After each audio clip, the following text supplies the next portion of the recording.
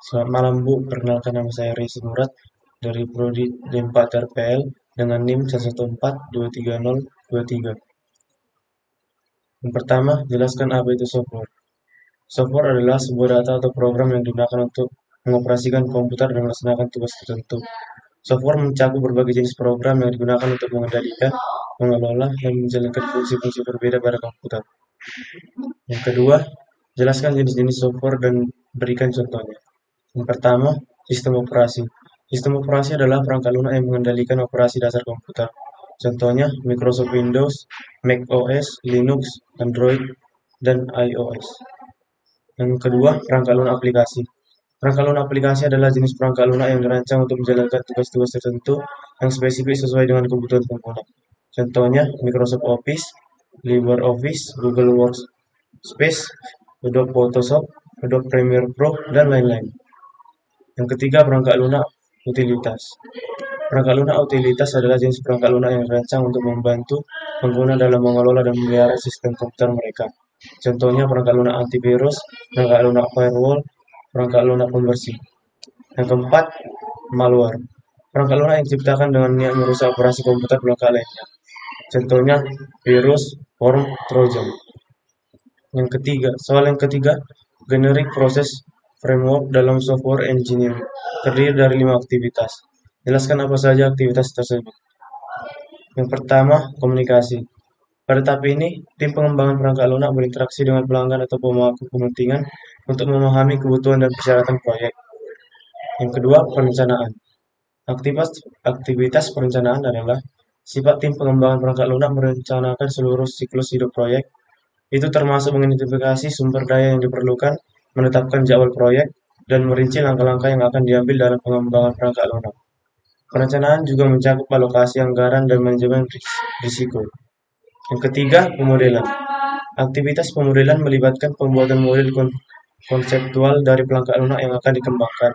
Model ini dapat berupa diagram alur kerja, diagram kelas, atau representasi visual lainnya yang membantu dalam pemahaman desain perangkat lunak sebelum implementasi sebenarnya.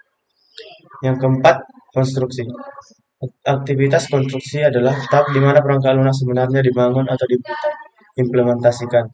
Ini mencakup menulis kode, pengujian komponen, pengembangan komponen, dan pengujian sistem. Aktivitas ini adalah inti dari pengembangan perangkat lunak dan menghasilkan produk yang akan digunakan oleh pengguna akhir. Yang kelima, uji. Aktivitas pengujian adalah tahap penting dalam pengembangan perangkat lunak. Tujuannya adalah memastikan bahwa perangkat lunak yang dibangun sesuai dengan persyaratan yang telah ditetapkan. Soal yang keempat, jelaskan apa yang dimaksud dengan software proses. Software proses adalah serangkaian langkah yang biasa dilakukan untuk mengembangkan atau memperbaiki perangkat lunak sesuai dengan kebutuhan user.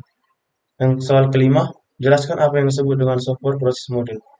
Software proses model adalah representasi abstrak dari proses perangkat lunak yang menggambarkan alur kerja, aktivitas, dan hubungan antara komponen dan pengembangan perangkat lunak itu.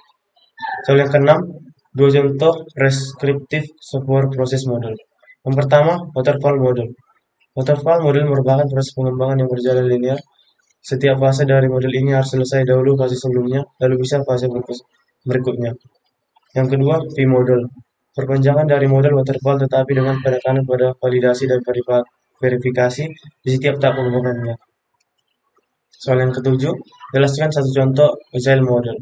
Contoh agile model yaitu Kanban. Kanban adalah model perangkat lunak yang digunakan untuk mengelola aliran pekerjaan dalam proyek pengembangan perangkat lunak dengan mengatur dan mengendalikan pekerjaan secara efisien dengan fokus pada transparansi dan keterlibatan tim.